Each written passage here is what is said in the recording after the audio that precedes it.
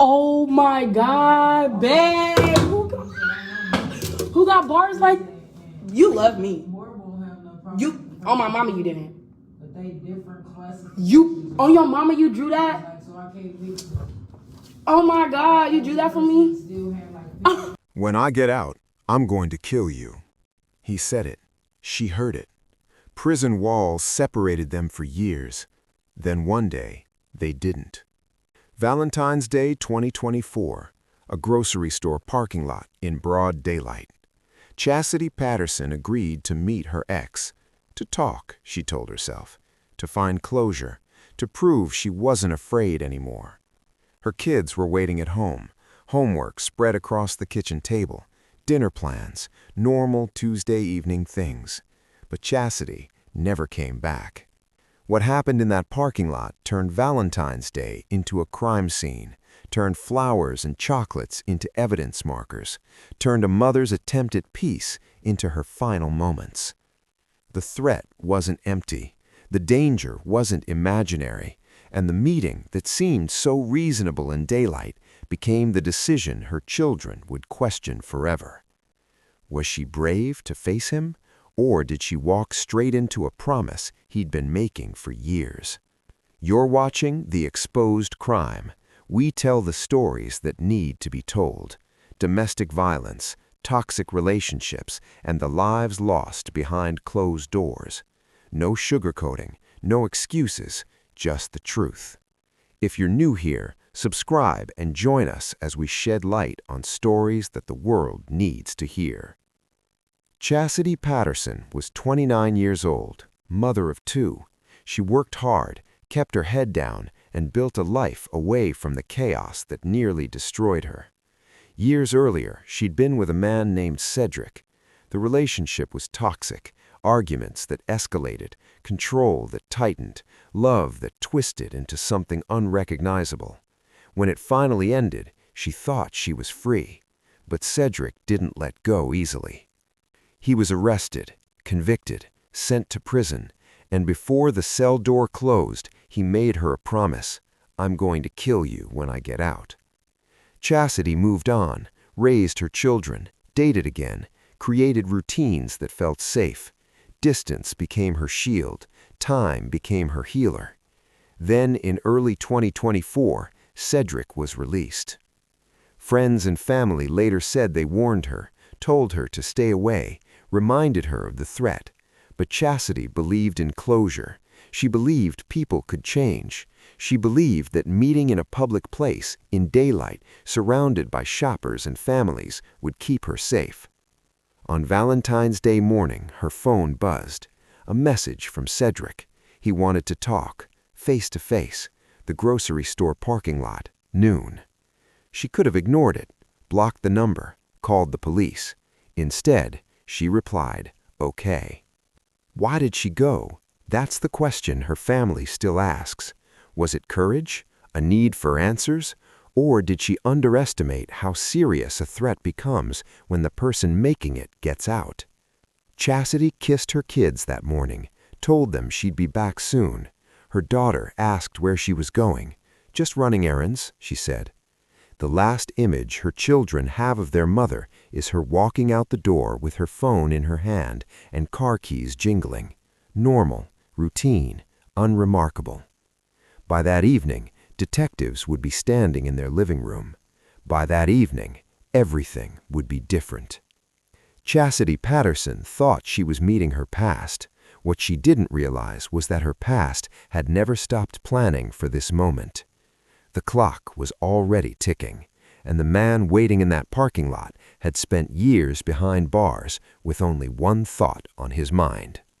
February 14th, 2024, just after noon, the Kroger parking lot in Tuscaloosa, Alabama was busy. Shoppers loading groceries, couples buying last-minute roses, Valentine's decorations hanging in windows. Chasity pulled into a spot near the entrance, turned off the engine, checked her phone one more time. Then she saw him. Cedric Anderson approached her car. He wasn't alone. A woman was with him, his new girlfriend. That detail would matter later. For now, it just felt strange. Witnesses say Chasity got out of her car. The conversation started calm, hands in pockets, normal body language, just two people talking in a parking lot on a Tuesday afternoon. Then something shifted. Voices rose. Cedric's girlfriend stepped back. Chastity's expression changed. Witnesses describe it as recognition, the moment when you realize the person in front of you isn't here for closure. They're here for revenge. What happened next took seconds. Cedric pulled a gun. Chasity tried to move, tried to run, but there was nowhere to go. The shots rang out across the parking lot, sharp, brutal, unmistakable. People screamed. Shoppers dropped their bags and dove behind cars. A mother grabbed her child and sprinted toward the store entrance. Someone dialed 911, their voice shaking as they described what they were seeing. Chasity collapsed near her car. Cedric stood over her, fired again. Then he ran. His girlfriend stood frozen for a moment. Witnesses say she looked shocked, like this wasn't the plan. Then she followed him. They jumped into a vehicle and sped out of the parking lot, leaving chaos behind. By the time police arrived 3 minutes later, Chasity was unresponsive. Paramedics worked frantically, loaded her into an ambulance, rushed her to DCH Regional Medical Center with sirens blaring. But the damage was already done. The parking lot was taped off, shell casings marked with yellow numbered placards. Blood stained the asphalt near Chastity's car. Valentine's Day shoppers gave statements to detectives, their hands still shaking. Inside the hospital, doctors fought to save her life. Outside, the manhunt began. Cedric Anderson had made good on his promise, and now he was running. The question wasn't whether he'd be caught, it was whether Chasity would survive long enough to see it. Chasity Patterson died at the hospital. The woman who kissed her kids goodbye that morning, who believed a public place would keep her safe, who thought years of separation had dulled the threat, she was gone. Her children were told that evening. The specifics don't need to be spelled out. Just know that 2 young lives shattered in a single conversation. Their mother wasn't coming home. Ever. Oh, nobody. But I just got his other earpiece, so he can't put him in right now anyway because he got one. Who? So he keeping the set because he got 2 holes now, and the other one, you know, you got to keep it for like 2 months before you can switch it. And I got both of the. No, you can't. I got both of the earpieces and took Nick and got his other earpiece. Like she's gonna answer when I leave her. Where? Okay, like she's gonna answer though. Hold on, give me a second. I went home with a couple. That's why I was.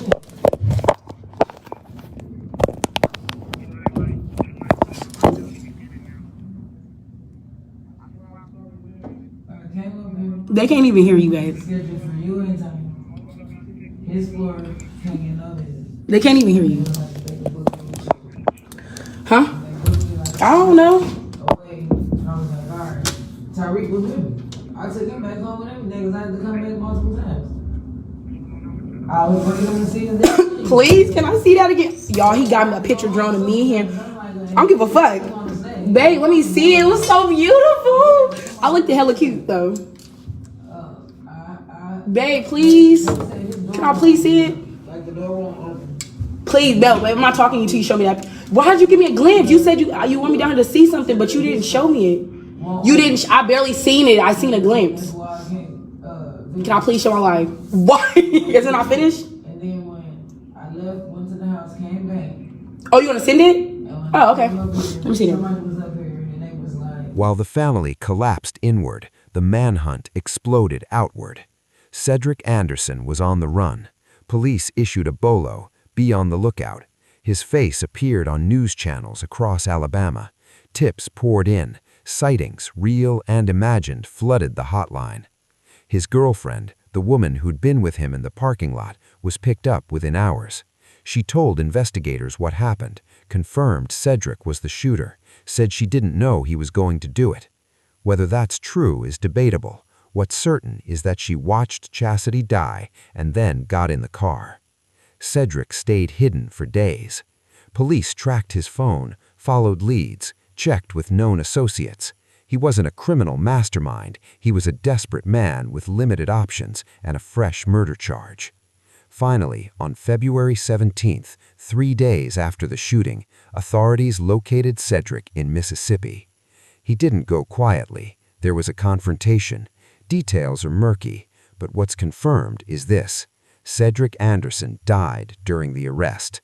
Some called it justice, others called it convenient. His family mourned. Chastity's family felt nothing, no relief, no closure, just the weight of knowing their loved one was still gone. The legal system moved forward without a trial, no jury, no sentencing, just reports, autopsies, and closed case files. But for Chastity's family, nothing was closed. Her children started therapy. Her mother took custody. Friends organized a GoFundMe for funeral costs.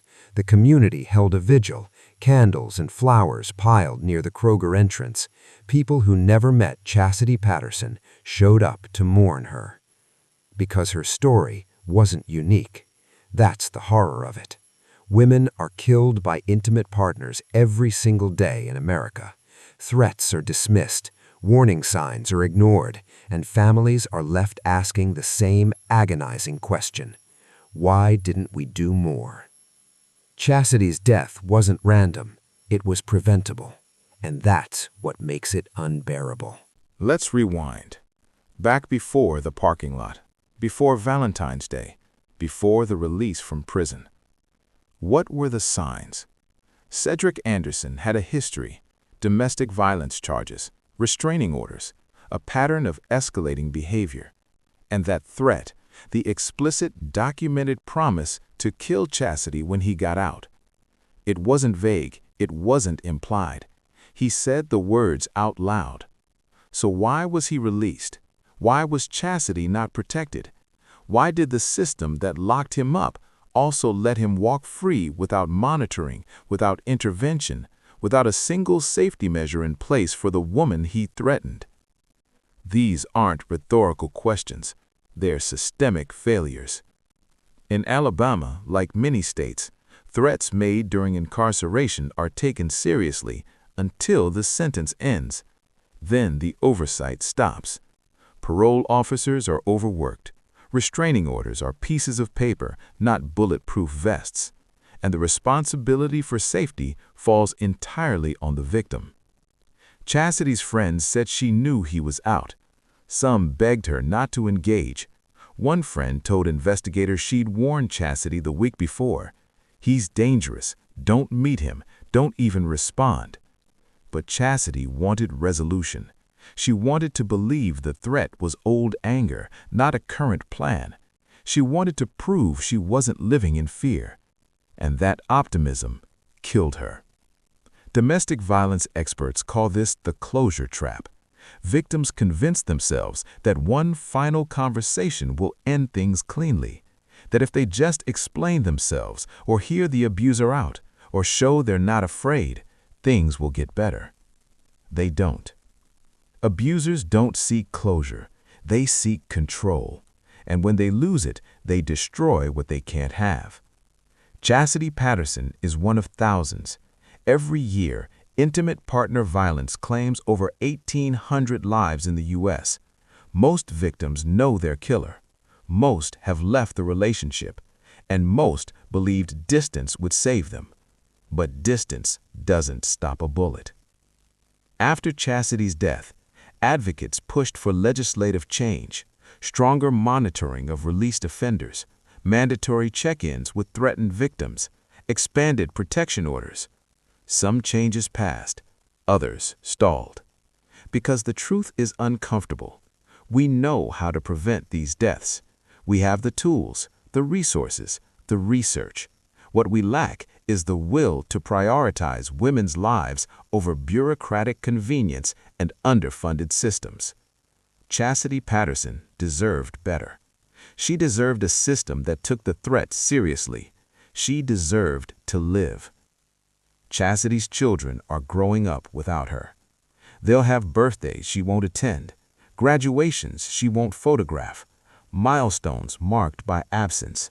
Her daughter will walk down an aisle one day without her mother in the front row. Her son will become a man without the woman who made him. That's the real cost. Not just a life taken, but a future stolen. From Chasity, from her kids, from everyone who loved her. Her story should make you angry. It should make you uncomfortable, because it's not an outlier, it's a pattern. Think about the women you know, your sister, your friend, your coworker, the cashier at the grocery store, the nurse at the ER, the teacher at your kid's school. Statistically, 1 in 4 has experienced severe intimate partner violence. 1 in 4. And many of them are still in danger, still getting texts from exes who just want to talk, still weighing whether to meet in public, whether to respond, whether to believe the threat is real. Chasity made the wrong choice, but she shouldn't have had to make it at all. So what do we do? How do we honor her memory and prevent the next tragedy? Listen, when someone tells you they're afraid, believe them. Don't minimize, don't rationalize, don't suggest they're overreacting. Act. If you see warning signs, controlling behavior, threats, isolation, speak up. Offer resources. Be the safety net. Demand better. Vote for representatives who fund domestic violence programs, support shelters, push for laws that protect victims and monitor offenders. Chasity Patterson's death wasn't inevitable. It was the result of a system that failed her, a man who chose violence, and a society that still doesn't treat women's safety as a priority. We can do better. We have to. Because somewhere right now, another woman is getting a message from someone who hurt her. She's weighing whether to respond. She's telling herself it'll be fine. She's walking toward her own parking lot moment. And we're the only ones who can stop it. If this story reached you, if it stirred something in your chest, don't let it fade when the video ends. These cases remind us that danger can hide in the everyday, that silence can cost lives, and that sometimes the smallest voice can be the one that saves someone. If you know anybody in a violent or unsafe situation, don't wait. Call for help. Speak up. Your voice might be the one thing standing between someone and a tragedy like this. Drop a comment, share this video, keep their names alive, and we'll be back with another story that needs to be told. This is The Exposed Crime. Stay safe out there.